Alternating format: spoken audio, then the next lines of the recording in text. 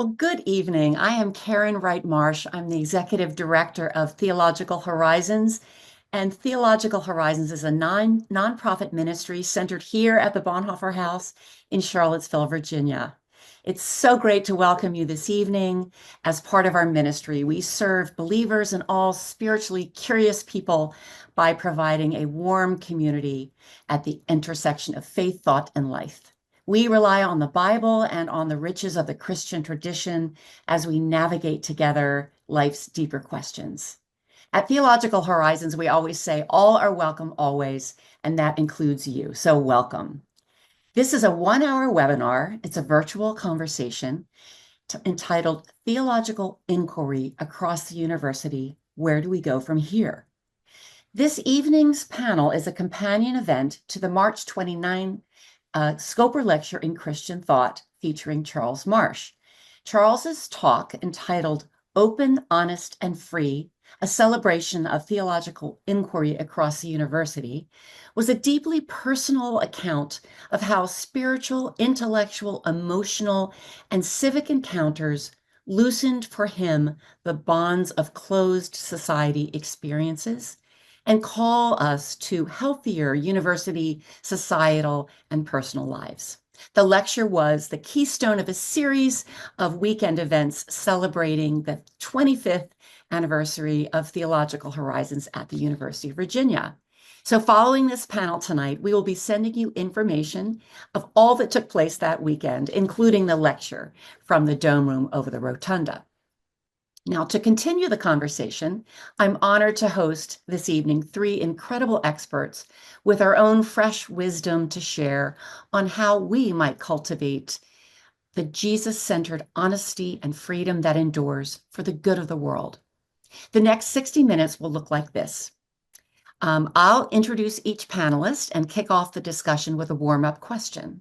As viewers, you are invited to drop questions into the chat as we go, and we will be able to see your questions on our end and hope to have a few minutes for Q&A at the end.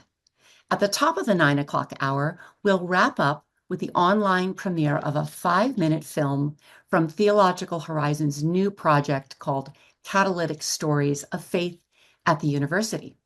So here we go. Now, it's my great delight to welcome Brandon, John, and Felicia.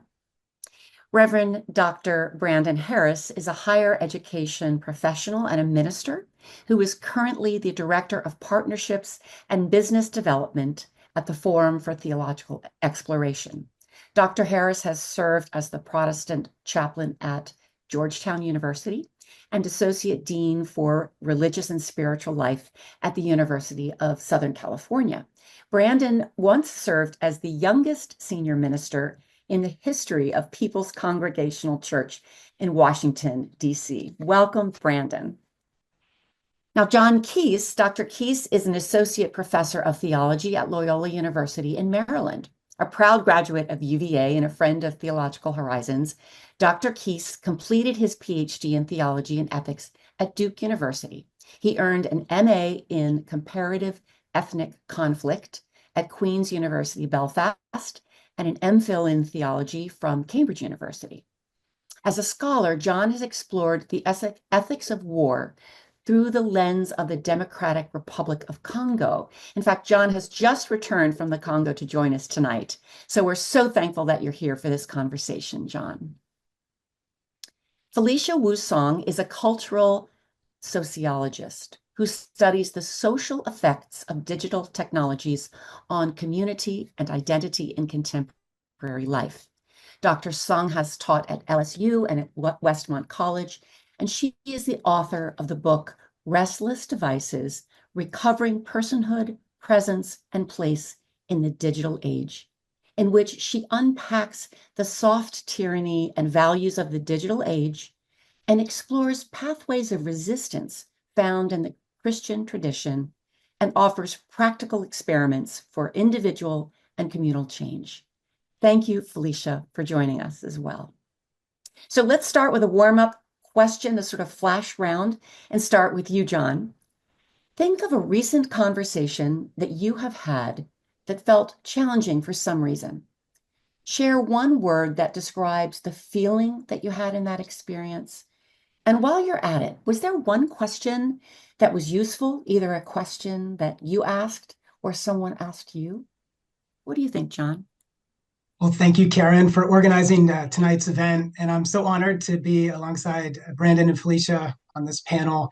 I want to say congratulations on the 25th anniversary of Theological Horizons. As you mentioned, I studied at UVA and am a direct beneficiary of Horizons. My early interest in theology was really kindled by those meals at the Bonhoeffer House and the really warm, hospitable model of theological inquiry that you modeled then and have for all the years since. So thank you so much for the kinds of conversations you convene.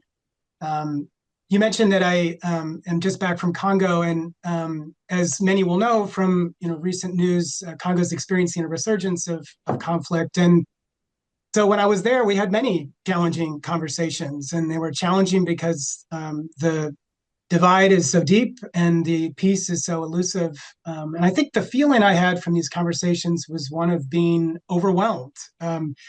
These are intractable issues that resist easy resolution. And I think when we come to conversations like this sense of being overwhelmed is a common one. A lot of us feel that when the issues are so deep. And I was encouraged by a particular conversation I had with someone who works in UN peacekeeping.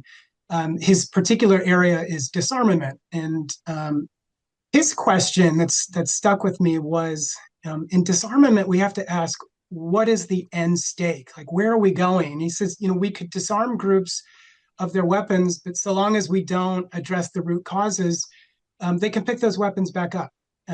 What's really needed is a disarmament of the heart, a disarmament of the heart. And I thought that was such a striking phrase that suggested that there has to be a transformation, from enmity to solidarity, from a sense of our own place to a sense of a shared project.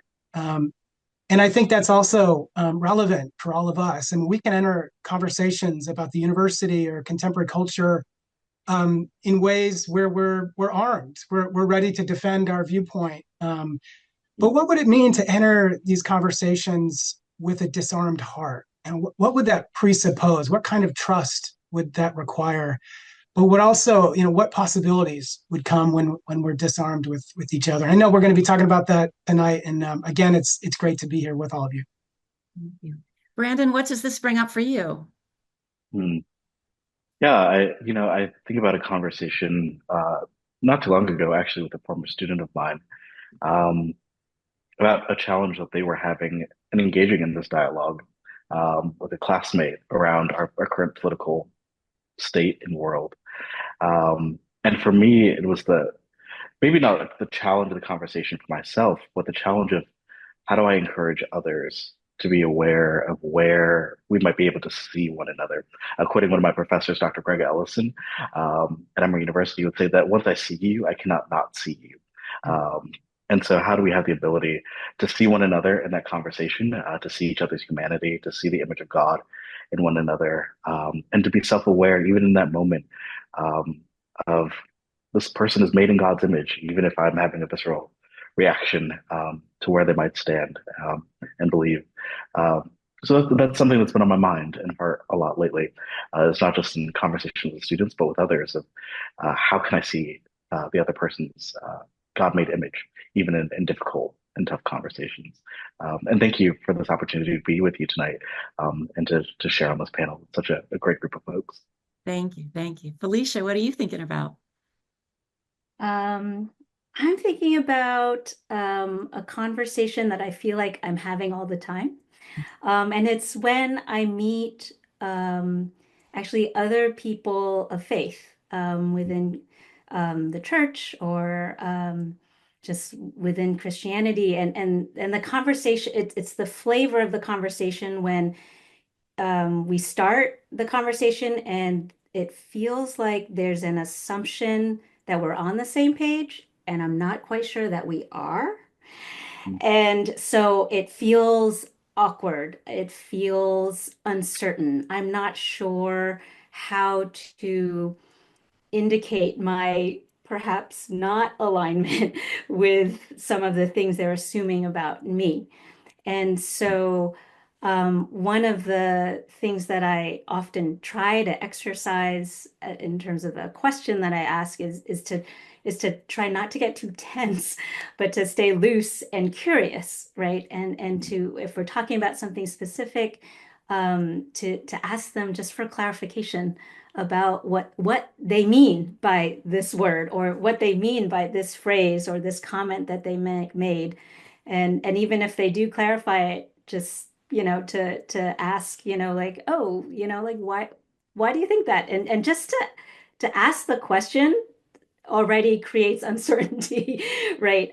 I think a healthy uncertainty of like, oh, actually, we need to maybe enflesh what we're talking about more and not just assume we're all on the same page. And so I think it's a curious kind of challenge with fellow brothers and sisters in the faith of trying to navigate our various locations and how to be gracious to each other when we're maybe in different places on things. So I'm also extremely glad to be here with all of you. So I love the first question already. So Oh, good. Yeah, well, we're already having fun. So thank you each for jumping in with me. Well, as we get into this topic for the hour, I'd like to just start with a very direct question. What does this phrase, theological inquiry, you can tell we're in a university context, but what does theological inquiry mean to you? What role maybe does it play for you in your particular professional context? Brandon, would you start us off, and then we'll hear from John and Felicia? Yeah, great. I have a really broad definition of theological inquiry. For me, I think of Howard Thurman, and is talking about looking for the growing edge. So for me, theological inquiry is, where is the growing edge of the spirit? Where is God at work in the world and in our lives and in the academy? And so how do we think about God, whether we're studying literature, biology, or we're in the social sciences, or politics, or all of these fields and these endeavors are the playground of the divine. And so, how do we see God at work in our academic study, and coming to know God more fully, and coming to know ourselves more fully in that study? And so, I think theological inquiry really is just looking for the growing edge of God's work in the world. In all of our endeavors. I do this professionally. I work for the Forum for Theological Exploration, which for the last 70 years has sought to do vocational discernment with young adults, and to help young adults think about, where is God at work in your life, and to prayerfully help them think about entering ordained vocational ministry. But as a pastor and as a college chaplain, too, my primary work was to listen deeply and to encourage students to see, where might God appear in your studies? Where is God at work? To see that, like, this is not disconnected, that you being an engineer is not disconnected from your life of faith, that you being a political scientist is not disconnected from your life of faith. And so my favorite thing to do at the University of Southern California would be to walk students to the central fountain right at the heart of campus and point to the words there that they walked by every day and never looked at. And I would say to them, what does it say there? And they're like, oh, I never noticed these words. This university is dedicated to the glory of God, and for the preservation of our democracy. And so to say, like, your work here at this university is to glorify God, and in good Calvinist fashion, to enjoy God forever, right? And so I think that is our work in ministry, is to help see people see where God is at play and at work. Thank you. John, how would you answer the question? Yeah, I love that. Thank you, Brandon. And I think the risk in my context of the university is that theological inquiry is conceived in merely an academic sense, that it's something cerebral, it's something in the head. And I always like to go back to what prompts theological inquiry in the first place. And I think, what is it that makes us need to think about God? And I think that the inquiry that really matters is inquiry that arises from some deep experience. It could be an experience of loss, an experience of grief, an experience of doubt, uncertainty. It could be an experience of awe and wonder, in the natural world. It could be an experience of horror at what humans do to one another. But some experience that manifests this need, I have to think about it. I have to wrestle with this. I have to get more understanding, I have to ask, why would God allow this? I have to ask, how is something so beautiful possible? And so I think the responsiveness of inquiry, and it's always responding to something. What is it responding to? And this need to reconcile our minds to reality. And there's always a disjunction. Our minds are always somehow alienated from what's happening right now. And how do we reconcile ourselves to what's happening? And that might be something going on with me. It might be something going on with others and in society. And I think the fact that it's theological inquiry, it's inquiry into God. When the subject matter is God, when the subject matter is the infinite, it's something that's inexhaustible. It'll never be finished. And with our finite and mortal minds, we'll never wrap ourselves around the infinite and immortal God. So I think it means we need each other when we inquire. There's an important dimension that we could do ourselves, but we really need to do it in community. I think it's dialogical. I think it's ecumenical. I think it's interreligious. I think sometimes it won't be expressed in words. It might manifest itself in silence.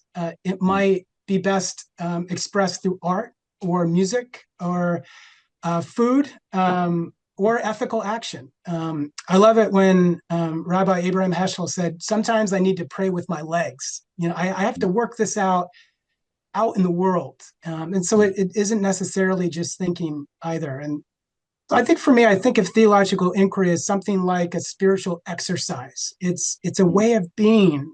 It's a transformed way of seeing and doing in the world that I think we're always continuing with and never at the end of. Thank you for that. Felicia, what about theological inquiry for you in your world? Yeah, I think the first step for me is knowing that theological inquiry, as already has been alluded to, has no bounds. It can cover all topics, all areas of life, and that in itself was a liberation for me to realize as a younger person. That I didn't know that. I thought that theological inquiry for a long time was just about this little area of personal piety, right? And so once the walls kind of broke down and the world opened up, as a sociologist, what I actually am drawn to a lot is thinking about theological anthropology. That is, what does it mean to be human in relation to God? And so when I teach or when I'm doing research and thinking about social issues, social problems, one of the questions that I'm always interested in encouraging students to think about and I wrestle with myself is what is this how is this engaging the way in which we as human beings are created? What is the anthropology behind this phenomenon, right?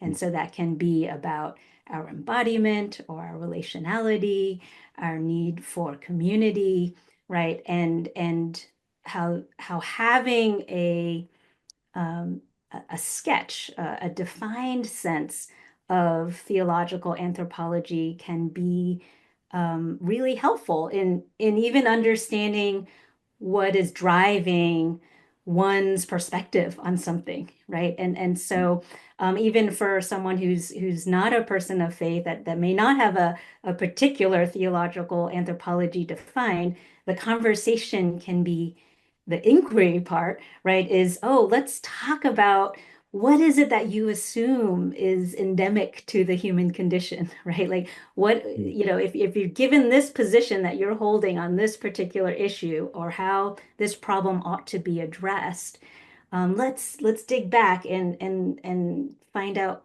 what do you think is critical to being human, and let's talk there, right? And compare notes there, and maybe we agree, maybe we disagree, and then explore what's that about, right? And so that's always animated my own work, and I feel like has always been just a helpful starting point for students in thinking through these issues that can be so complex. Yeah, thank you so much. Well, as we think together about the culture of the university in particular, what might healthy theological inquiry contribute to that culture of the university? And what might that look like, or where have you seen that in your own experience? John, you're at Loyola at a university. How would you answer that question? And then Yeah, I we'll think we'll go with Felicia and Brandon from there. I think constructive theological inquiry contributes so much to the university. I was mentioning that with the subject as vast as theology, God, the infinite, you're never going to exhaust it. And I think there's kind of an inbuilt default of a certain kind of humility that should go with theology. It's not always there. We know that, but when you can't capture it, you are going to have to be kind of humbled. You never quite get it. And I think a fancy word for this is epistemological humility. This sense that you always have more to sketch, more to capture, more to describe. And I think this virtue of humility is really important in university life. That when we can be humble with each other, we say, I don't know it all. There's more for me to learn. Regardless of the discipline, regardless of the outlook, it makes for more charitable, engagement. And so I think that's one thing. The other thing I think theology brings is a sense of moral energy. Within theology, there are these commitments. Some would express them as a preferential option for the poor. Some might talk about a desire to walk with outcasts.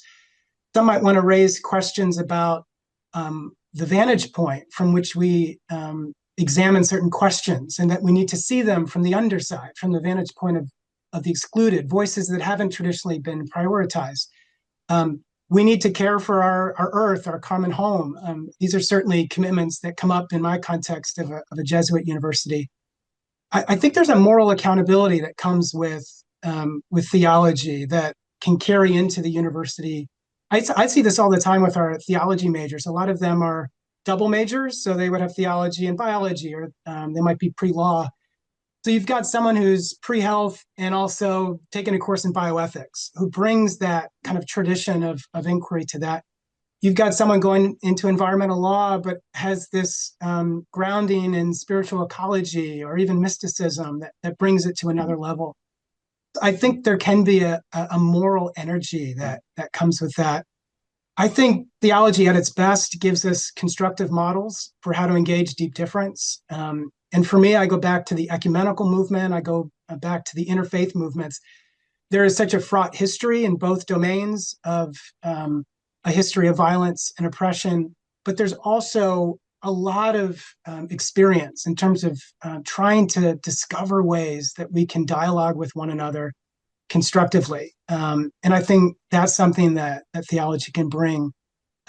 One example from our campus is a couple years ago, we started a series called Foods of Our Faiths, where we would have student groups, faculty all come together and share a beloved food, from their faith. And a lot of us are bread heads at Loyola. We love to bake bread. And so we had one focused on bread. And we had flatbreads, we had challah, we had hot cross buns, Eucharistic wafers. But it was a form of dialogue. It wasn't confined to words, but it was tasting and seeing and enjoying. And it was a really wonderful way to just discover the richness of our traditions and, literally breaking bread with one another. And I think that brings us back to what university life is all about. It's about meals together. It's about establishing community.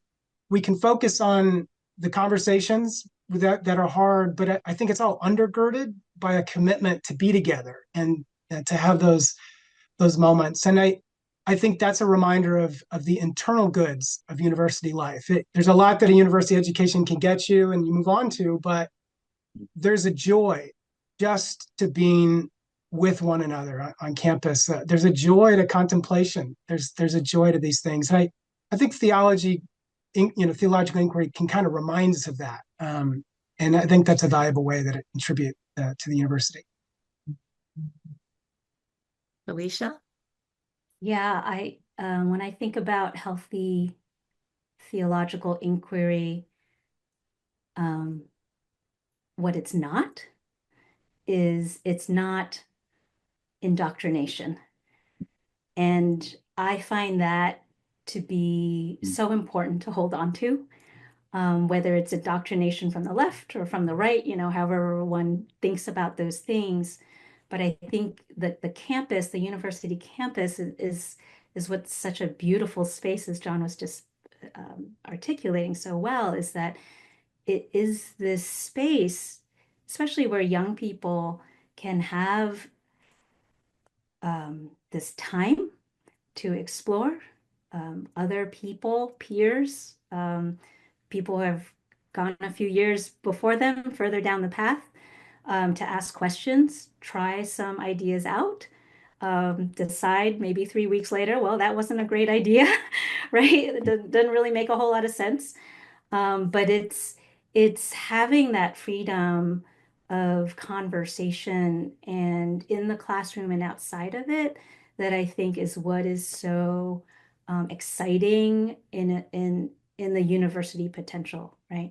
And so, the last institution I was at, really prized the Christian liberal arts tradition, right? Which is not about teaching a particular way of thinking, but is to kind of hands open say, hey, let's study all fields. Let's even study ourselves, right? Whatever Protestant tradition, like whatever it is, and be able to ask questions, right? And not feel threatened by that. But to know that there is goodness that can come out of trusting conversations, right? And kind of mutual ironing, sharpening iron type of interactions that, yeah, that just wouldn't come out of something that was much more monochromatic, right? Or just uniform, right? That when we bring together people from different walks of life, different faith traditions, there can be so much we can learn from each other about who God is, who we are, what we think our religious, tradition actually is. Thank you. Brandon. Yeah, I think in many ways universities have become so focused on career readiness that I think that the gift of theological inquiry is actually to help our students become better citizens of the world, to provide the space to ask really big questions about life. And when we're asking these big questions about God, it then leads to questions of like, who am I? What is my purpose in the world? What am I called to do? I often reflect on the great clergy educators of the 1950s and 60s, who I idolize: Benjamin Elijah Mays, the president of Morehouse College; William Stewart Nelson, who was the dean at Howard University, who believed that their roles as educators were to help their students become global citizens and then to do the work of justice in the world. And all of that was done out of a deep passion and commitment to theological inquiry. And we know their students now, right? Their students are Jesse Jackson and Martin Luther King Jr. and countless others who we could go down the list of who changed the world because their work was grounded out of deep theological inquiry. And so I think giving students the space to say, let's ask the big questions, let's wrestle with them. You have this time and the space that is uninterrupted to do that.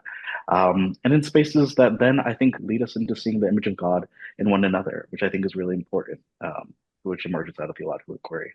And so I use these two examples at USC. One is the work of the Reverend Dr. Sunny Kang. Sunny hosted every Tuesday. He's a local pastor in Los Angeles, and he hosted a free vegan meal for whatever student would come. And every week, 500 students would be fed. And from around the world, from different religions, from different cultures, would gather and they would listen to music or they would see comedy. But they were building deep relationships across so many differences. And I think that's exactly the space that, like, the university does. It pulls people together to ask these questions, to be in community.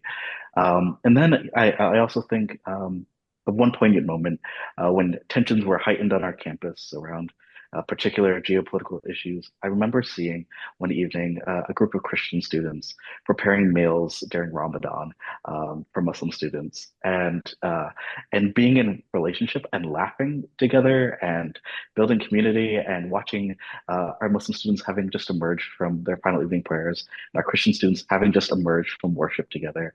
And I just remember standing there and going, this is what the world is supposed to be. This is what the university is supposed to be. To not ask one another to negate our differences, our backgrounds, our cultures, our religious practices, but to be in these communities that ask big questions of one another and of God and of ourselves. Mm. Well, yeah, the world as it should be. We're getting so many beautiful visions of that. So what's the problem? What do you think are the barriers to this open and honest theological inquiry, and how might we begin to overcome these? I'm going to start with you, Felicia, and then Brandon and John would love to hear your thoughts. Or what are these barriers, and where do we begin? Yeah, so two barriers come to mind for me, because my focus is on the effects of digital technology on our everyday lives. My mind goes to the ways in which, unfortunately, our discourse online is driving so much of a desire or felt need to be on a certain team, and to be completely certain of what that team is and our identity completely lined up with it. And so that results in a kind of fear. Is fear that I think is a huge barrier to actual inquiry, because there's this felt need to be performative or to be absolutely certain or to signal again what side we're on. And that fear also kind of comes out of this zero-sum game mentality, right? That's all or nothing. I've got to know now. I'm 18 years old and I've got to pick my side, right? And I got to show it every time. And if I don't, then I'm doxxed. Like the stakes are real, right? The stakes are very high. And so I don't want to make light of that fear at all. I think it's very legitimate and unfortunately constraining. I mean, truly constraining, for students as they're trying to grow into themselves. And so I've certainly felt, through my almost 20 years of teaching in classrooms, feeling the conversation, it's kind of like the garbage compactor in Star Wars. It's like it's getting smaller and smaller. Like the capacity to have free conversations without that fear is much more difficult now. The second barrier I'll just mention is I think theological inquiry comes out of having internal space to actually ask the questions. And again, we live in a time when we are so bombarded with information, posts, videos. We can fill our minds and our days constantly with content. It's very difficult actually to kind of square out space inside of us to actually hear the question in ourselves, right? Like, and I feel this all the time. I'm hungrily listening to my podcast, trying to find answers, right? And I realize after, half a day, I'm like, wait, I gotta stop, right? Like I gotta stop and just go on a walk and just process on my own with nothing in my ears, just to feel out what have I been listening to and sorting through. And so it's that, again, that garbage compactor image, but in ourselves, right? That we don't have as much boredom, waiting time, because we have such easy access to content, screens, etc. And so I think these are these structural barriers that we need to be very attuned to if we want to think about how we cultivate these sorts of conversations. Brandon? Yeah, I just want to say yes and amen to what Felicia said. Um, I feel like it summarizes it so well. I do think another piece is the fear, out of that fear of a fear of losing ourselves, if or what we think is who we are, if we enter into a difficult conversation, if we enter into theological inquiry, or if we enter into spaces that we disagree with, that we're then affirming something that we may not agree with, or affirming positions that we may not hold, or afraid that if we do that, then we're releasing something. And so I think a prayer, the one that I've been praying a lot lately is, walls down, heart open. Just really simple, walls down, heart open. Can I allow myself the vulnerability? And I think there's a fear of vulnerability too, to enter into space that might be uncomfortable or different and new, and trust that God might show up right there in that place of vulnerability. But vulnerability is hard and it takes a lot. It takes a lot out of us. And I think, like as Felicia said, there's actually not a lot of wiggle room for that. And our students are so overprogrammed. And universities require so much out of them, and the world requires so much out of them in our lives that it's a lot harder to have that freedom and space of vulnerability and safety, and the ability to be in trusted communities where you can let your walls down and your heart be open. John?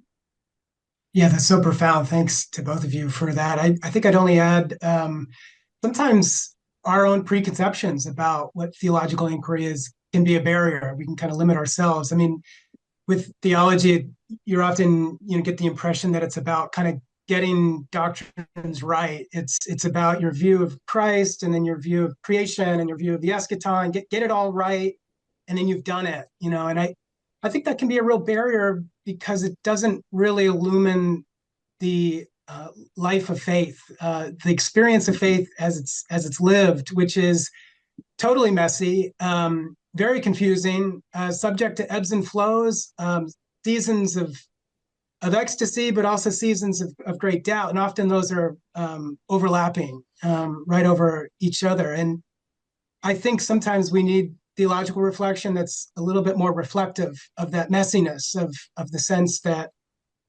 doubt can go with faith, and that somehow the theology doesn't have to be perfect that tries to describe it. And this idea that, if we're going to be open and honest in our inquiry, we have to be open and honest about the ebbs and flows of our faith journeys. And I think, once again, that just brings us back to our need for each other, that we have to dwell in some of that uncertainty with one another, and maybe take in some of the mystery as part of the point, that we don't have to explain it away or make it clean or tidy. It's maybe just something we can dwell in as something that's part of reality in the ways that we live out our faith. Thank you for that. Well, my sort of fourth and final question, direct to each of you, is, what does Jesus have to do with all of this?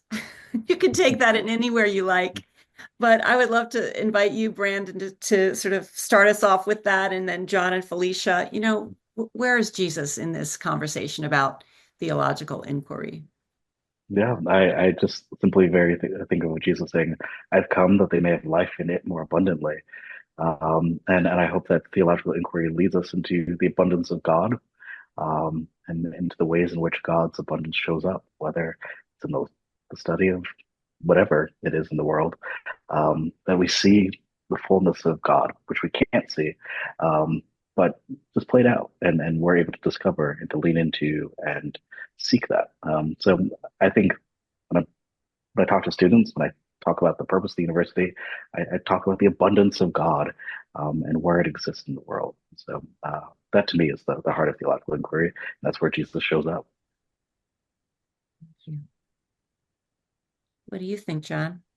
Yeah, I was reminded at Easter this year that when Mary sees the risen Christ, she says, "Teacher," and it was a kind of a reminder to me that, yeah, Jesus is so many things, but he's a teacher. And I think we learn a lot, by looking at Jesus as a teacher. I mean, so he teaches through these great discourses, the Sermon on the Mount, pretty good speech. He teaches through parables. It seems like he deliberately wants to confound his audience. It kind of wakes them up, gets their attention. It's another effective way of teaching. But I think ultimately he teaches by example. He lives out what he preaches. He gives food to the hungry. He gives water to the thirsty. He visits the imprisoned and the sick. he heals, he prays, he fasts, he extends the circle, he asks questions, he befriends people. And so we get to see, what he's trying to show us. And I mean, that never gets old. It never ceases to convict, but it's so compelling. And the power of a lived witness is something just deeply important to hold on to, and always worth returning to. Felicia, thank you. Yeah, I think what is so powerful about the way that Jesus engages different kinds of people is that he engaged people where they were at. He had very different modalities, right, of engaging, whether they were the religious rulers or someone who is ostracized or someone who is wealthy, right?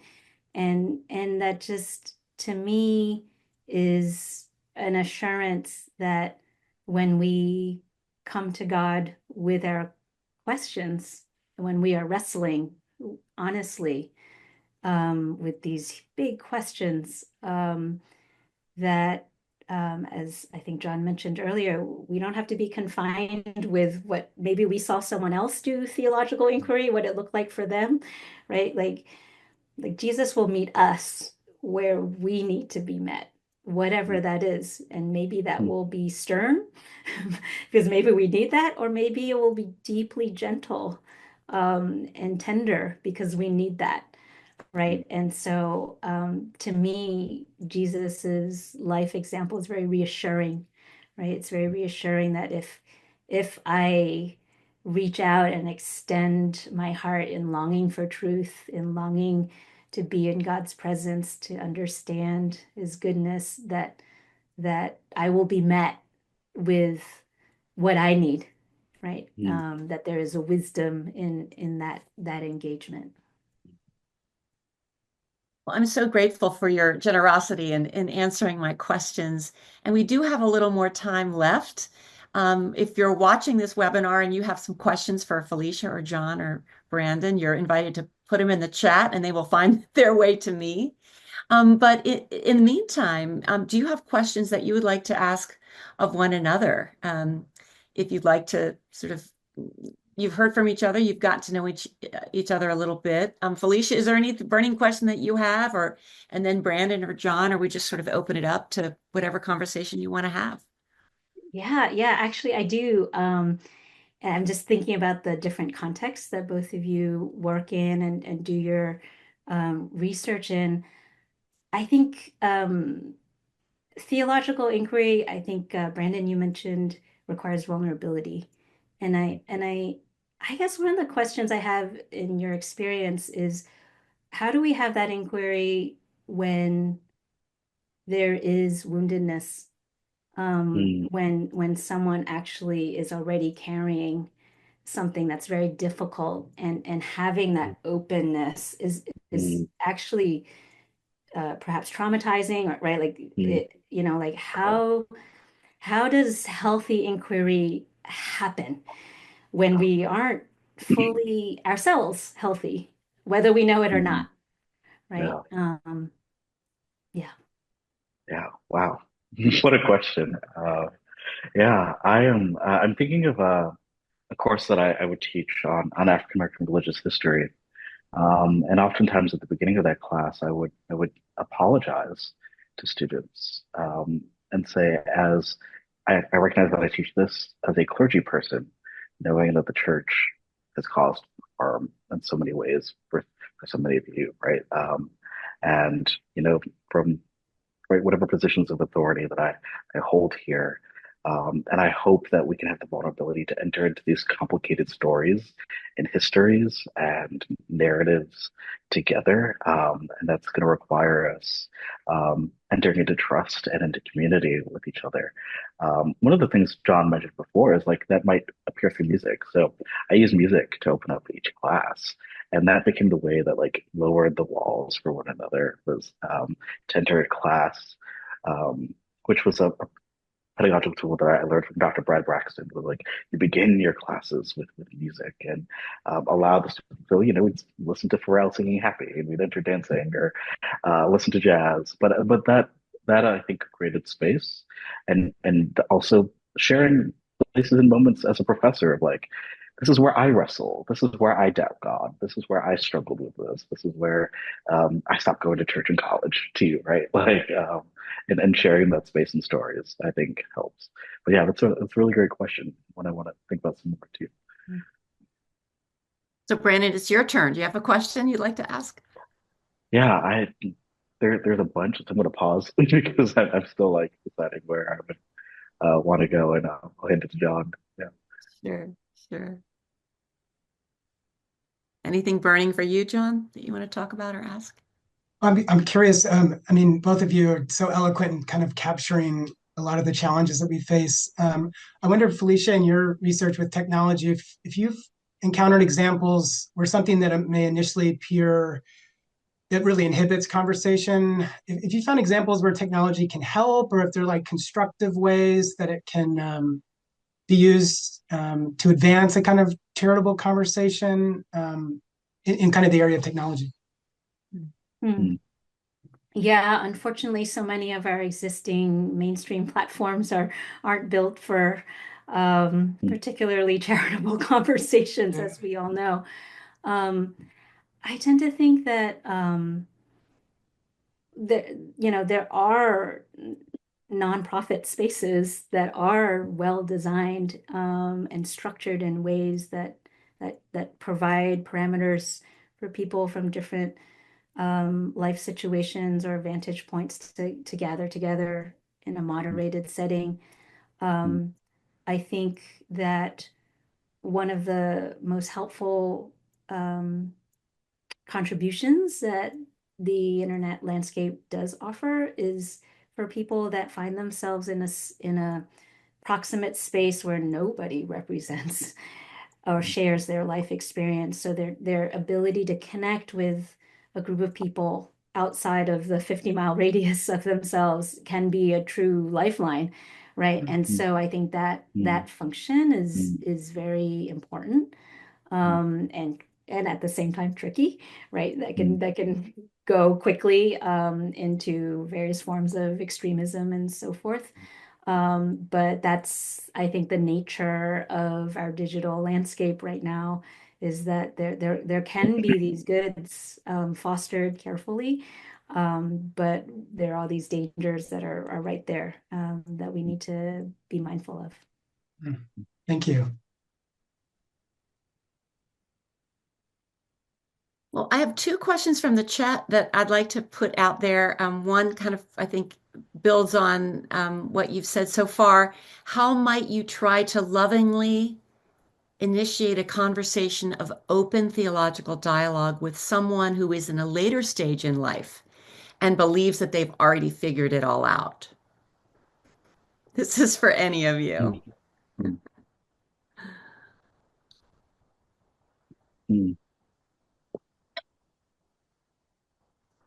I think for me, I would come back to the point about what prompts the inquiry, and just go back to experiences. As frankly as I age, I find myself encountering different questions that I didn't think hard about earlier. Questions about family, questions about children, questions about my parents. And so I just find it as we enter different stages of life, we can use those to say, "Hey, I'm wrestling with new questions I didn't ask before, didn't take seriously before," and maybe use that as a gentle opening. And especially if it fills a need, you say, "Hey, someone really hasn't answered this question. I feel like the available answers are not really getting at the heart of it, or maybe they're dodging it." That can be maybe an invitation to say, "Hey, maybe we could think about this together."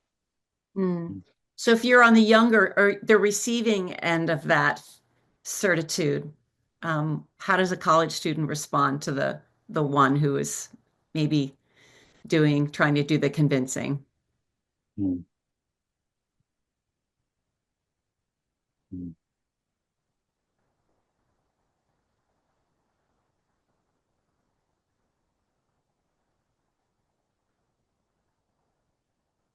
I think I would say, and maybe this is the history major in me. I always want context.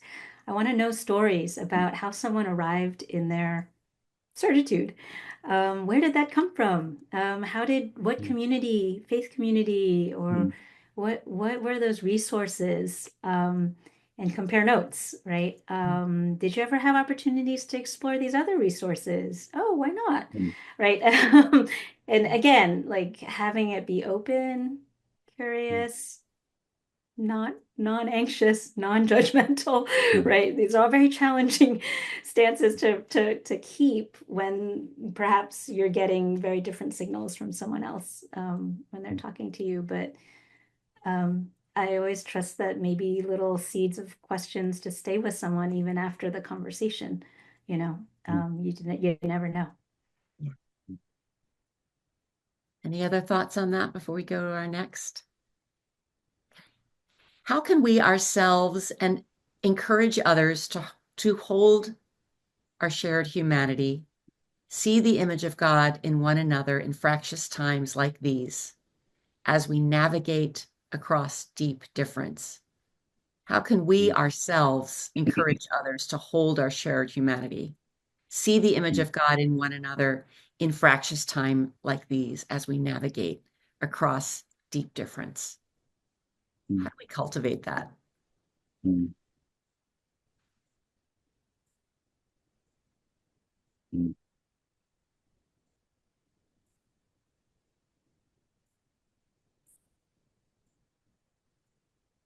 I think just off the top of my mind, I think from a place of theological inquiry is just remembering that like Christ has come for the world, right? And has redeemed the world, um, and loves the world. And that simple mandate that Christ tells us, right, to love our neighbors as ourselves, right? And that deep love for oneself could lead to a deep love for our neighbor. And so I share with John some time with the Jesuits, right? And I just think about their reminder of like being people for others, right? That like we are even in our disagreements and our divide, like we're called to live for the sake of the other, and that is not easy at all. And yet, I think it's holding to like every person, and it might have to literally be, which I've had to do sometimes, is like this person is made in God's image, and because I live in the South, bless their heart, right? Like, um, and um, but also remembering that like that same grace that we're required to extend to someone else is also being given to us, and I think that leads to a deep sense of humility, um, even when that there are like deep divides that separate us. It's like no, that same grace that was extended. So yeah, that's sort of top of mind for me. Here's a question for Felicia. Felicia, how do you think technology, social media, and AI especially has changed the nature of religious practice itself or Mm, theological inquiry? How do we adapt to this new environment? Um, I think it definitely um, forms the ways that we engage religious practice. So the practice might look the same on the outside. I mm, go to pray. I go to read the scripture, right? These kind of traditional practices. But if we've been trained by the dynamics of social media, trained by the demands of email, trained by the Netflix and the news cycles, we come to prayer, we come to scripture reading as different creatures. That it's actually very challenging, I think, for us not to bring these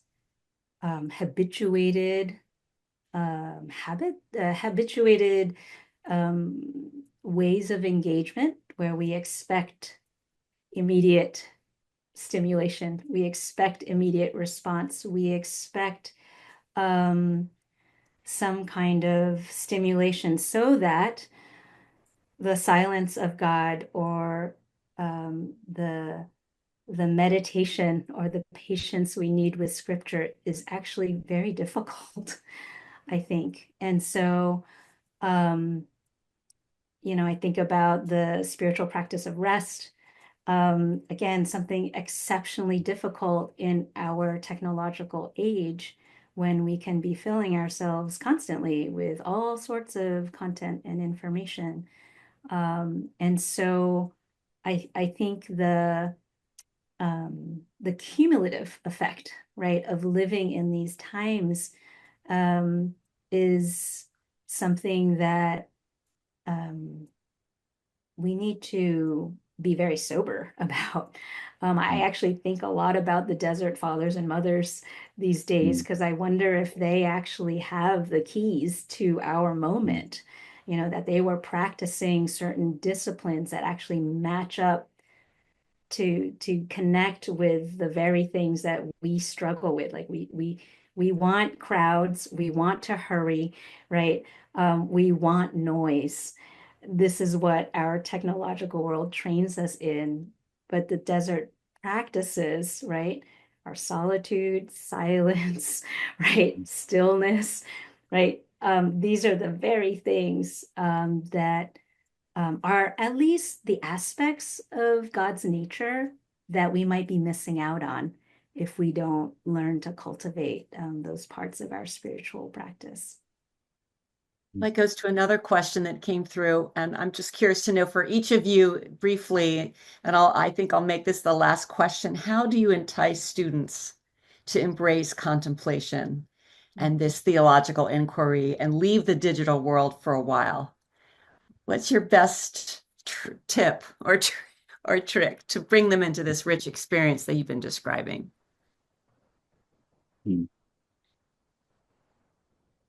I'll go really quick since I've been talking. I've been doing this for several years. So if you have a 16-week semester at about week 12, 13, that's the point where like the students get that look in their eye because it's like, oh, they're just sort of like, I can't handle it and it's still too long from the end, right? So I actually surprised them with, and I was teaching in Southern California, so forgive me, I know we were blessed with chronic good weather, but I would say, all right, we're gonna take 20 minutes and I give them a set of questions. You get to go outside. I want you to think and pray about these couple questions and prompts. But if you're just going to fall asleep for 20 minutes, that's fine with me too. Like, I'm not going to monitor you. Like, you need some stoppage time. I know you're going nuts. I can see it in your eyes. You need stoppage time. Never fails. They come back and they're just like, and they write about it in their student, like, not just that, we didn't have to learn something. No, that was actually like such a gift. It was the first time I stopped all semester, Dr. Song. Sometimes they come back like crying, they're like, or at least wet-eyed, right? Because they're just like, I had no idea I needed that. So something as simple as that, I think stirs the hunger. Yes, yes, yes. Yeah, really quickly, for us both at Georgetown and at USC, building in contemplation during worship was really important. And so building in time for silent prayer after the sermon and giving students time to like journal and to write down their prayer requests, give them like one of those pivotal moments because it was oftentimes it's the only time in their week they could just sit for a moment and be with themselves. And so became central to our worship community was just a time of silence and prayer and reflection. Yeah, I think sometimes there's just really revealing words in a popular culture that can manifest this hunger. I mean, I think about mindfulness. Mindfulness is something that a lot of students talk about and seem to hunger for. And contemplation might seem a foreign idea, kind of religious and irrelevant, but I think maybe just connecting those two and say, hey, there's something about contemplation that's really close. And in fact, there are a lot of traditions that have approached mindfulness and in contemplative prayer and in other ways too. So I think sometimes just showing that there's already a hunger, maybe there's already a practice, and just helping them say, hey, here's the connection, and here are some other really wonderful ways to experience that, go deeper.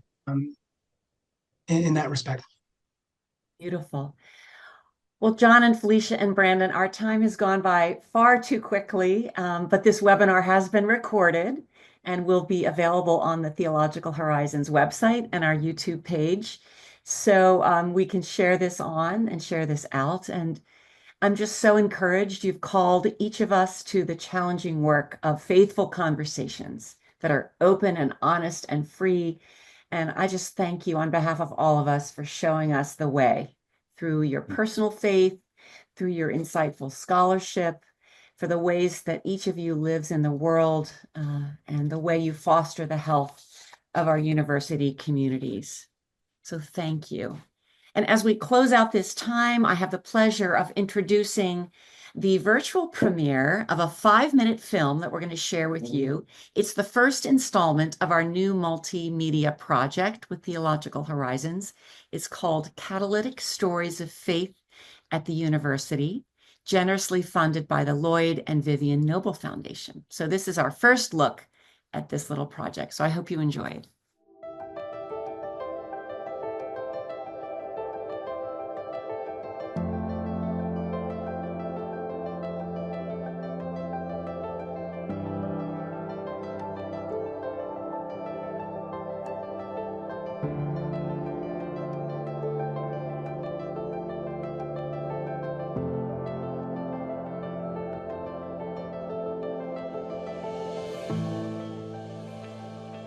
For me, college was the first time that I really began to think critically and began to ask, what do I believe? I think the important thing is to ask questions about who do they really want to be, and not just what it looks like on paper and what it sounds like when someone asks you. What values make you who you are, and what are your values? You're being challenged academically in ways that you may have been before or you may not have been before. And so you end up being confused a lot, or at least I was.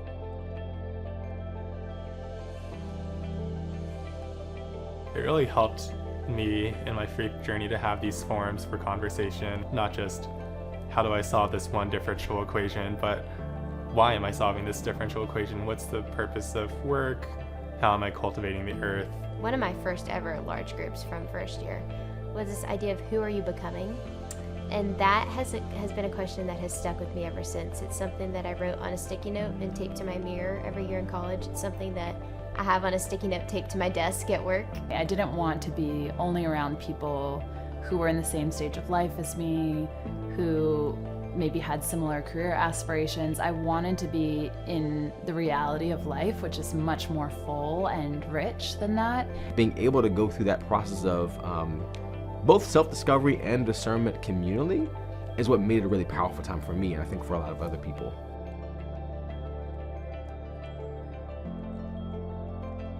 I think the strongest faith is the one that you have examined and made your own.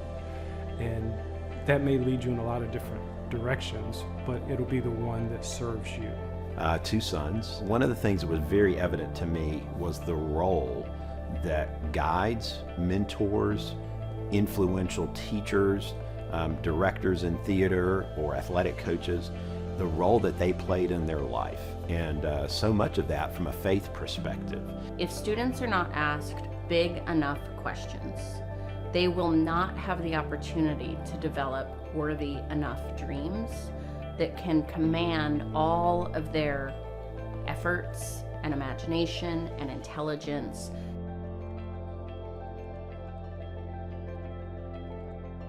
Every student generation is shaped by the culture of their growing up, different curiosities, different suspicions, and so you have to meet each generation where they are. They may come very mentally career-driven and focused. That'll get you somewhere for a while, but then eventually you're going to burn out. You know, if you come, socially to have a great time, that'll get you there for a while, but then that weighs out. If it's done well, right, if people are embracing the university setting as a space of inquiry, a space of the exchange of ideas, and a space of mutual sharpening, I think that gives us tools for once we leave that space.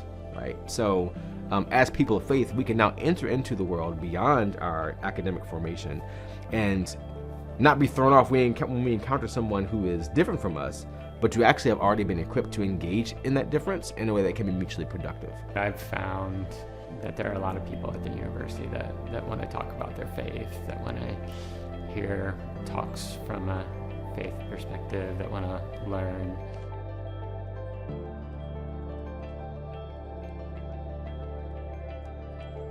I came to my faith through critical thinking because of UVA, because of Theological Horizons. That's the reason why Theological Horizons is so important, because it provides a welcoming, non-judgmental space for students and faculty to be able to do that. As a parent of college students, seeing how hard my students are working, how much they want to succeed, the pressures they face as they work out their life on their own in college, I can't tell you what it means to know that there are people, loving, wonderful, beautiful people who are setting the table for them in creating a safe, loving environment to sort of welcome them in where they can rest and ask important questions. Well, on behalf of all of us, I want to thank you, friends, for spending your evening with Felicia and John and Brandon and me, and for all the ways that you are a part of Theological Horizons and our welcoming community here at the intersection of faith and thought and life. I hope that you'll visit theologicalhorizons.org often and join us again soon. Thank you so much. God bless you and good night. And thanks to all.